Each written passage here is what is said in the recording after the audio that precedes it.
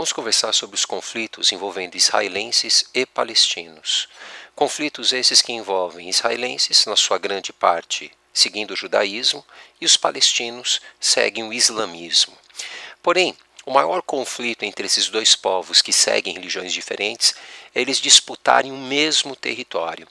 E a gente tem essa história ficando mais conflituosa a partir de 1947.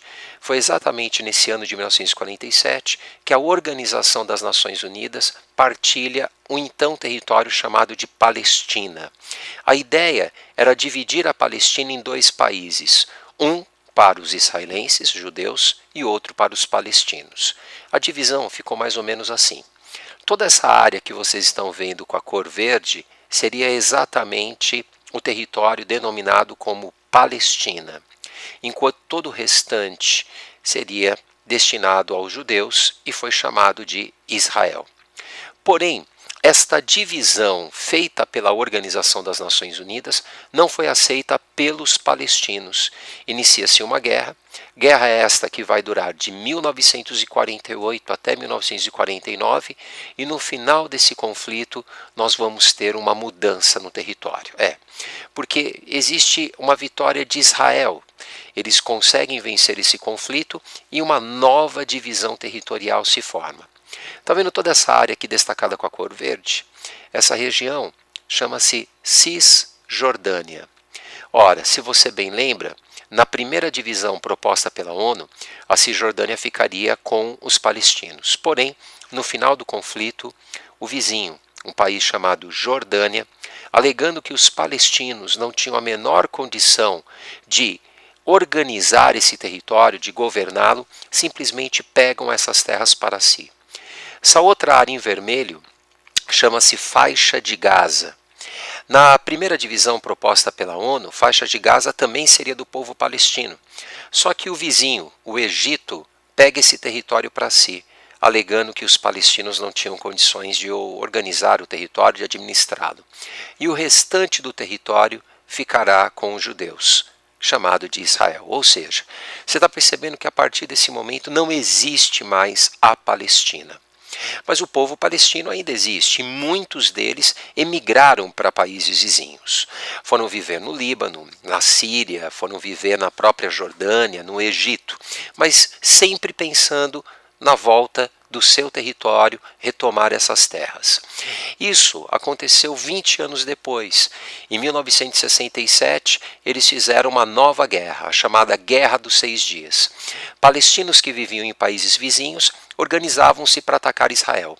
E antes de ser atacado, Israel ataca primeiro. Israel consegue vencer essas milícias palestinas que estavam se organizando e anexa algumas terras dos seus vizinhos. Israel vai conquistar essa que é chamada de Colinas do Golã. Colinas do Golã pertencia até então à Síria, uma região muito importante porque é onde nascem as águas do rio chamado Jordão.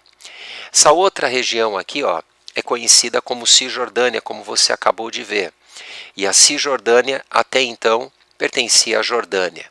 Essa foi uma conquista importante, primeiro, porque aqui você encontra a cidade de Jerusalém, aquela que é considerada a capital eterna para o povo judeu. E além disso, tem proximidades das águas do Rio Jordão, então acesso à água potável, que é algo fundamental para eles. A faixa de Gaza e essa outra região, chamada de Península do Sinai, pertenciam ao Egito. E também, nessa Guerra dos 6 Dias, Israel tomou essas terras para si. Ou seja, você está percebendo que nessa guerra Israel praticamente dobrou o seu território. E não demorou muito tempo para que uma nova guerra acontecesse. Em 1973 tivemos a Guerra do Yom Kippur. Yom Kippur significa para os judeus o dia do perdão. É um dia sagrado, é um dia que eles estavam em oração. E exatamente aproveitando-se desse momento de oração, sírios e egípcios se organizaram e vão atacar conjuntamente Israel, tentando se aproveitar que Israel estaria mais preocupado com as orações nesta data do que com as fronteiras. A Síria queria de volta as colinas do Golã, o Egito queria de volta a Península do Sinai e quem sabe também a faixa de Gaza.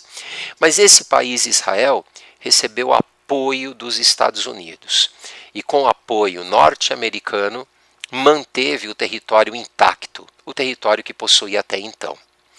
Ora, nesse interim, nós vamos ter aqui a formação da OLP, a Organização para a Libertação da Palestina. Os palestinos vão organizar esse grupo na tentativa de representá-los internacionalmente. E além de termos a criação da OLP, nós vamos ter também um outro fato importante. A partir da década de 1980, surgem aqui alguns grupos radicais, grupos que vão lutar de maneira ostensiva em nome dos palestinos na tentativa de retomar terras perdidas. Um deles é o grupo chamado Hamas. Esse grupo é muito forte na faixa de Gaza, realizando ataques contra Israel a partir desta região. E um outro grupo chamado de Hezbollah. Esse movimento Hezbollah surgiu no Líbano e também tem Israel como seu grande inimigo. Ora, tentativas de paz existiram alguns. Em 1979, aconteceu um acordo importante, conhecido como Acordo de Camp David. Foi lá, Camp David, a casa de campo dos presidentes norte-americanos, que Egito e Israel fizeram um acordo. Nesse acordo, Israel devolve o Sinai. Então preste atenção, de todas as terras que Israel conquistou até hoje, o Sinai foi o único oficialmente devolvido. E em 1993, tivemos aquele que ficou conhecido como Acordo de Oslo. Ora, nesse Acordo de Oslo, a OLP ela vai concordar com a existência de Israel e surge a figura da Autoridade Palestina. O que é essa Autoridade Palestina? É um político representando o povo palestino que vai auxiliar a administração de áreas em Israel que tem o predomínio de população palestina. Então existe uma coadministração em algumas áreas em que convivem palestinos e judeus dentro de Israel. Um primeiro passo para, quem sabe, tivéssemos uma paz realmente sendo feita. No entanto, existem muitas dificuldades na convivência entre esses dois povos. E um último ponto. Em 2012, tivemos a Organização das Nações Unidas, ela reconhece os palestinos como um Estado observador.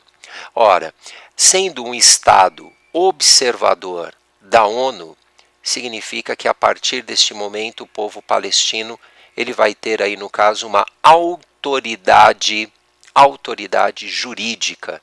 Esse é um ponto importante porque é quase como se fosse um primeiro passo para o reconhecimento definitivo do território palestino.